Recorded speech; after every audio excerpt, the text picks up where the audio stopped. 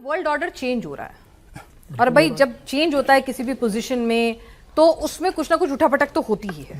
इस changing world order में हम कहां खड़े हैं और हमें कहां खड़े होना चाहिए? बहुत अच्छा सवाल है और इस सवाल को पिछले हम 10 दिन से इसी पर बात कर रहे हैं कि इस चेंजिंग वर्ल्ड ऑर्डर में हम कहां हैं।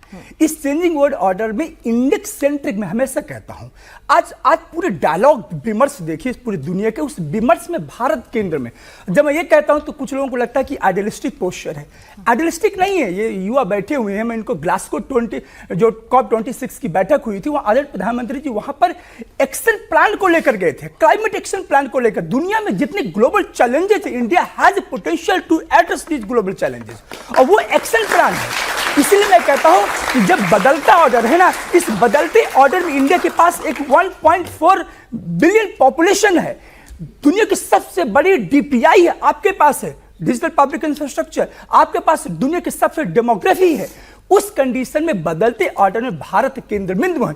इसीलिए G20 के पहले हमने ग्लोबल साउथ की मीटिंग की थी कि ये वो धुरी है और इसीलिए जब पुतिन यहां पर आते हैं तो ट्रंप भी चयन होते हैं और उनके सिक्योरिटी डॉक्ट्रिन में C5 दिखने लगता है।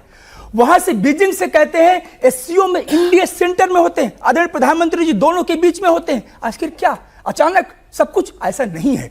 इस बदलते मिजाज में भारत की वो ताकत है जो आप कितना भी दबाए, ट्रंप ने कितना दबाया, कितना 25 लगाया, क्योंकि भारत को मालूम है कि हमारे जो मैन्युफैक्चरिंग जो सेक्टर है, हमारा जो यूथ है और हमारे जो ग्रोथ रेट है और इंडिया की जो फिलॉसफी है, पुतिन के सामने पहले वक्त आदरणीय प्रधानमंत्री जी ने कहा हो सकता है कि हम डिफेंस की बात करते, अभी मीटिंग में हो सकता था कि हम ट्रेड की बात करते, लेकिन उन्होंने कहा आप हमारे सच्चे मित्र थे, हमें समय समय पर सूचना देते थे और मुझे मालूम है कि पीस ही और डायलॉग ही इस पूरे युद्ध का वो होगा।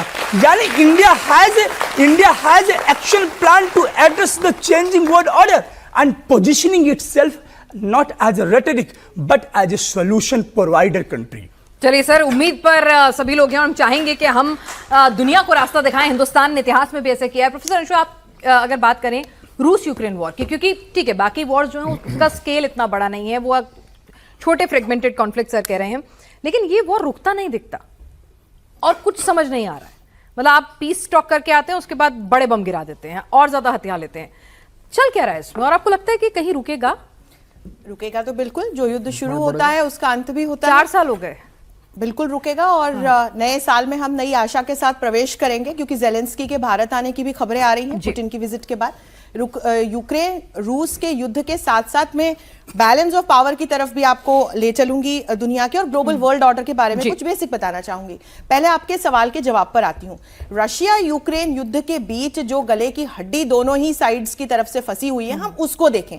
अभी लेटेस्ट स्टेटमेंट्स जो जेलेंस्की की तरफ से आए हैं उसमें जेलेंस्की ने ट्रंप पर यह एलिगेशन लगाया है कि वे रशिया की टूवर्ड्स टिल्टेड है या बायस्ड है। उनका जो 28 सूत्रीय प्लान है उसमें जो बिंदु हैं वो रशिया को फायदा दिलवाने के जेलेंस्की ट्रंप पे भरोसा नहीं कर रहे हैं। बिल्कुल, और ट्रंप इससे फ्रस्ट्रेट होकर, ट्रंप के स्पोक्स पर्सन का भी लेटेस्ट स्टेटमेंट ये आया है कि ट्रंप दोनों से ही, रशिया और यूक्रेन दोनों से ही बहुत फ्रस्ट्रेटेड हैं। अब हो ये रहा है कि जेलेंस्की चाहते हैं कि जो यूक्रेन के जीते हुए एरियाज हैं वहां से रूस पीछे हट जाए। यूक्रेन की जो स्ट्रेटेजिक ऑटोनॉमी है या उसकी अपनी जो सोवरेनिटी है, उसकी इच्छा कि वो नाटो का पार्ट बने या ना बने, और आइंदा कभी रूस की तरफ से उसको कोई खतरा ना हो। पुतिन के क्या बिंदु हैं? पहली बात तो जिस एक बिंदु से युद्ध शुरू हुआ था, पुतिन नहीं चाहते कि यूक्रेन कभी भी नाटो का हिस्सा बने, क्योंकि नाटो क्या है? North Atlantic Treaty Organization. ये कोल्ड वॉर के दौरान बना एक मिलिट्री अलायंस है जो तत्कालीन USSR लॉबी के खिलाफ बनाया गया था, वॉर्सो पैक्ट के खिलाफ। अब पिनास जब कोल्ड वॉर खत्म हुआ तो वॉर्सो पैक्ट धीरे धीरे अपना रेलेवेंस उसने खो दिया, वो खत्म हो गया। नाटो अभी तक जारी है और नाटो के माध्यम से अमेरिका ने जो अपना हथियारों का बाजार और हथियारों की इकोनॉमी विशेषकर यूरोप के माध्यम से चलाई है वो पूरी दुनिया जानती है।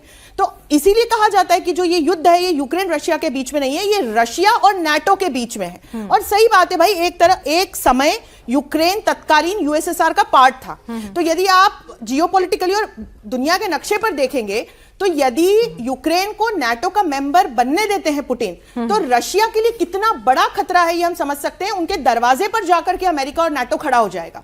इसीलिए पुतिन ने ये अटैक किया और इसके बाद से वो लगातार कह रहे हैं कि उनको रिटर्न में गारंटी चाहिए कि यूक्रेन नाटो का पार्ट कभी नहीं बनेगा और जीते हुए जो एरियाज हैं जिसमें ज़ेपोरिजिया और खेरसोन जैसे स्ट्रेटेजिक महत्व के एरियाज हैं उसको वो नहीं छोड़ेंगे। तो अब ये यहां पर गले की हड्डी फंसी हुई है और इसकी वजह से कितनी ही मीट्स हो जाएं, अलास्का मीट के बाद भी हमने देखा कि बात बन नहीं पाती है। तो यहां मुझे लगता है कैसे विश्वस्त मध्यस्थ की आवश्यकता है जिसकी मध्यस्थता में दोनों ही नेता बैठे और कहीं ना कहीं वो मध्यस्थता हम करा सकते हैं। वो मध्यस्थता मैं बार बार कहती हूं कि वो मध्यस्थता हम ही करा सकते हैं क्योंकि हम शांति, स्थिरता, विकास और सुरक्षा की बात करने वाले देश हैं।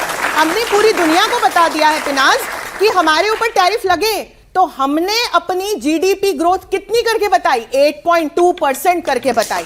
हम वो देश है जो आज भी टैरिफ लगने के बाद भी विश्व की सबसे तेजी से बढ़ती हुई अर्थव्यवस्था है। हम वो देश है जो दुनिया की आंखों में आंखें डाल के कह पाते हैं कि हमने दुनिया को युद्ध नहीं बुद्ध दिए हैं। हम वो देश हैं जो पुतिन की आंखों में आंखें डालकर कहते हैं कि यह समय युद्ध का नहीं विकास का है। हम वो देश हैं जो G20 में अफ्रीकन यूनियन को एज ए परमानेंट मेंबर शामिल करते हैं। हम वो देश हैं जो शक्तिवान देशों से कहते हैं कि आप क्लाइमेट कंटेनमेंट की बात करते हैं, क्लाइमेट चेंज कंटेनमेंट की, तो वहां क्लाइमेट जस्टिस और क्लाइमेट फाइनेंस की भी बात कीजिए। तो भारत वो देश है जो तेजी से न सिर्फ ग्लोबल साउथ का बल्कि वैश्विक राजनीति में जिस तरह के बदलाव आए हैं, जैसे शक्ति की परिभाषा बदली है, युद्ध के मानक बदले हैं, जिस तरह से वर्ल्ड ऑर्डर की हम सभी बात करें, पर ये वर्ल्ड ऑर्डर क्या है, ये किस प्रकार से शक्ति, नियम और संस्थान मिलकर अलग अलग देशों को का एक स्ट्रक्चर बनाते हैं कि वे आपस में शक्ति का बंटवारा कैसे कर सके, वे आपस में इंटरनेशनल रिलेशंस को संचालित कैसे कर सके। ये वर्ल्ड ऑर्डर है। ये कोई एक व्यक्ति या चार व्यक्ति बैठ करके नहीं तय करते हैं। True. तो उस वर्ल्ड ऑर्डर में आज भारत की एक प्रणेता की भूमिका मैं देखती हूं, क्योंकि वैसे आप अमेरिका को सुपर पावर मानते हैं, लेकिन वहां किस प्रकार के डोमेस्टिक चैलेंजेस हैं, किस प्रकार के इकोनॉमिक चैलेंजेस से हम जूझ रहे हैं।